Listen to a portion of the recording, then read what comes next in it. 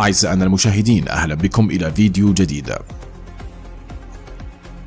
في مباراة المنتخب الوطني الجزائري ضد نظيره الإثيوبي، قامت مجموعة من الأنصار التي كانت حاضرة بملعب نيلسون مانديلا بالتصفير على الأيقونة الجزائرية رابح ماجر لحظة عرض صورته على شاشة العملاقة للملعب.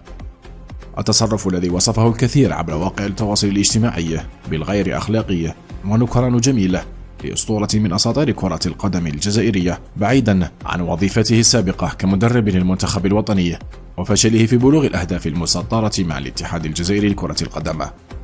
رابح ماجر الذي رصدته كاميرا الصحفيين أثناء مغادرته ملعب نيلسون مانديلا وهو في حالة عدم رضا عما قامت به بعض الجماهير، الأمر الذي كان باديا على ملامح اللاعب السابق للمنتخب الوطني. هذا ودافع الإعلامي الجزائري شهير حفيظ دراجي عبر صفحته الرسمية على الفيسبوك على الأسطورة رابح ماجر بهذه الكلمات، حيث قال: الجزائري رابح ماجر الإنسان، واللاعب الدولي رابح ماجر الأسطورة، يستحق منا كل الاحترام والتقدير وليس التنمر والتصفير كما حدث اليوم.